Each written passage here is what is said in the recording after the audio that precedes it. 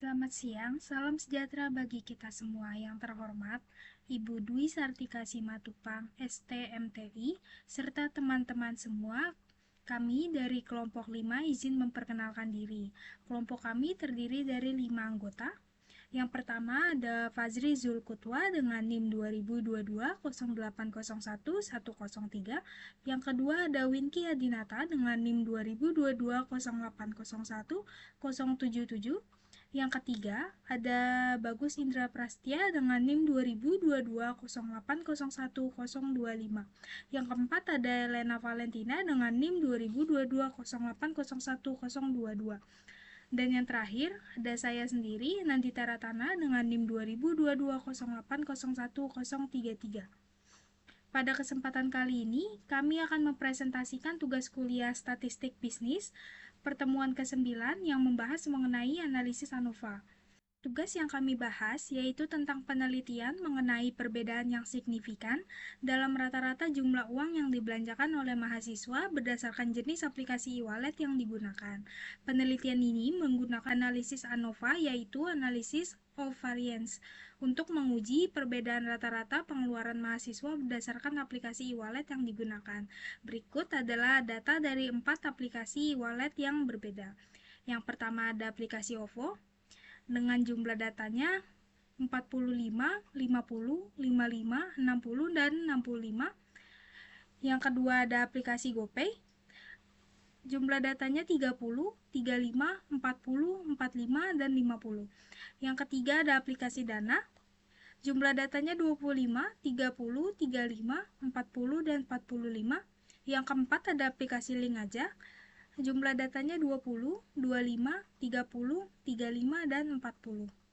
Dalam penelitian ini, kami merumuskan dua hipotesis. Yang pertama, ada hipotesis 0 atau H0, tidak terdapat perbedaan signifikan dalam rata-rata jumlah uang yang dibelanjakan berdasarkan jenis aplikasi e-wallet yang digunakan oleh mahasiswa.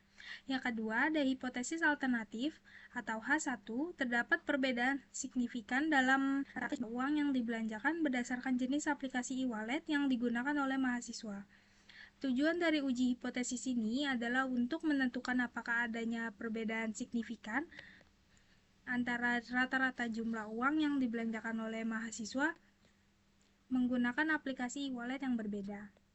Untuk tahap selanjutnya akan dijelaskan oleh rekan tim saya yaitu Elena Valentina. Di sini saya akan menjelaskan mengenai rata-rata setiap kelompok, di mana rumus rata-rata setiap kelompok adalah jenis kelompok per data sama dengan jumlah data setiap kelompok. Seperti yang dijelaskan oleh rekan saya sebelumnya, Nandita Ratana, kami memiliki 4 jenis data e-wallet.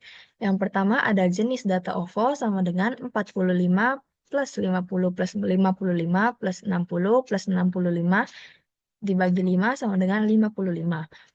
Dengan jenis yang kedua adalah GoPay, yaitu 30 plus 35 plus 40 plus 45 plus 50 per 5 sama dengan 40.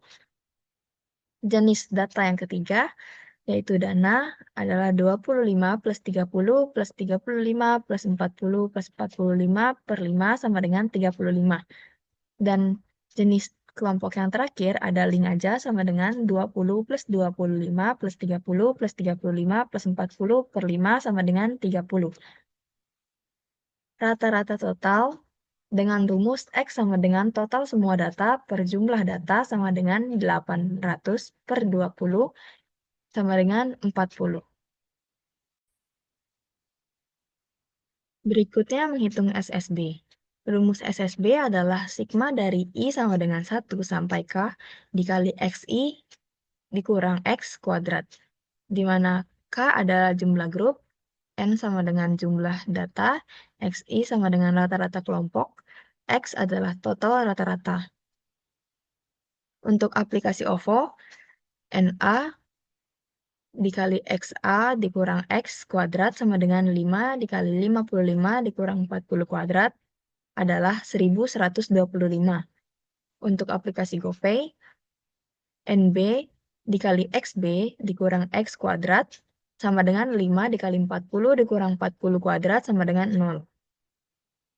Untuk aplikasi Dana, NC dikali X dikurang X kuadrat sama dengan 5 dikali 35 dikurang 40 kuadrat sama dengan 125. Untuk aplikasi link aja, ND dikali XD dikurang X kuadrat sama dengan 5 dikali 30 dikurang 40 kuadrat sama dengan 500. Jadi total SSB adalah 1125 ditambah 0 ditambah 125 ditambah 500 sama dengan 1750. Berikut akan dijelaskan oleh rekan saya, Winky Adinata. Selanjutnya, untuk menentukan DF, SSB, dan MSB, di sini ada rumus DF, SSB, hasilnya itu K atau jumlah kelompok dikurang 1. Hasilnya 4 kurang 1 sama dengan 3. Nah, untuk MSB di sini dirumuskan dengan SSB total dibagi DF SSB. Hasilnya 1750 dibagi 3, hasilnya 583,333. Nah, untuk menghitung SSW di sini ada rumus SSW sama dengan sigma N K sama dengan 0 dikali sigma N K sama dengan 0 buka kurung SIJ dikurang SI kuadrat. Rumus ini digunakan untuk menghitung total variasi dalam kelompok berdasarkan perbedaan nilai kelompok dengan rata-rata kelompok. Nah, untuk menghitung SSW masing-masing kelompok di setiap kelompok dihitung dengan menjumlahkan kuadrat selisih antara setiap nilai dalam kelompok dengan rata-rata kelompok. Jadi contoh di SSWA untuk 45 itu disebut nilai dalam kelompok dan 55 disebut rata-rata kelompok. Jadi untuk SSWA berumus 45 dikurang 55 kuadrat ditambah 50 dikurang 55 kuadrat ditambah 55 dikurang 55 kuadrat ditambah 60 dikurang 55 kuadrat dan 65 dikurang 5 kuadrat hasilnya 250. Nah, untuk SSWB, C dan D rumusnya sama. Nah, jadi untuk setiap nilai berdasarkan perbedaan dengan rata-rata kelompoknya lalu dijumlahkan setelah dikuadratkan. Jadi hasil dari semua kelompok menunjukkan bahwa variasi dalam masing-masing kelompok sama, yaitu 250. Untuk SSW total hanya dijumlahkan untuk setiap SSW masing-masing kelompok. Nah, hasilnya itu 1000. Nah, untuk selanjutnya akan dijelaskan oleh Bagus Indra. Di sini saya akan menjelaskan menghitung DF, SSW, dan MSW. Untuk DSSW sama dengan N min K sama dengan 20 min 4 sama dengan 16. Untuk rumus MSW sama dengan SSW dibagi DF SSW sama dengan 1000 dibagi 16 sama dengan 62,5. Dan untuk menghitung F hitung dan perbandingan dengan F tabel, di sini ada F hitung sama dengan MSB dibagi MSW sama dengan 583,33 dibagi 62,5 sama dengan 9,33. Perbandingan dengan F tabel dengan tingkatan signifikan sama dengan 0,05 serta derajat kebebasan untuk pemilihan DF SSB 3 dan derajat kebebasan untuk menyebut 16 diperoleh dari tabel distribusi F untuk DF1 sama dengan 3 dan DF2 sama dengan 16. Pada signifikasi sama dengan 0,05 adalah 3,24. Kesimpulannya adalah F hitung sama dengan 14,56 dan F tabel sama dengan 3,24, di mana F hitung lebih besar daripada F tabel, maka hipotesisnya adalah ditolak. Selanjutnya yaitu tabel ANOVA satu arah. Tabel ini didapatkan dari hasil perhitungan yang telah dilakukan sebelumnya. di mana ada between sample dengan nilai 1750 dengan nilai DF3 dengan mean square bernilai 83,333.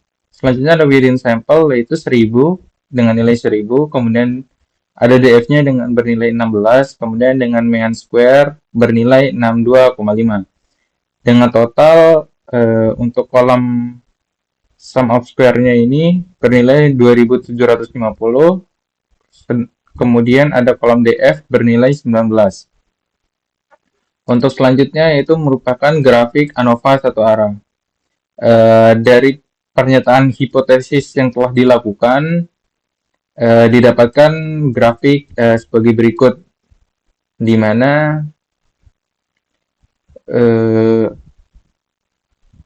bagian berwarna pink ini merupakan daerah penolakan hipotesis H0. Selanjutnya ada tabel UGF, yaitu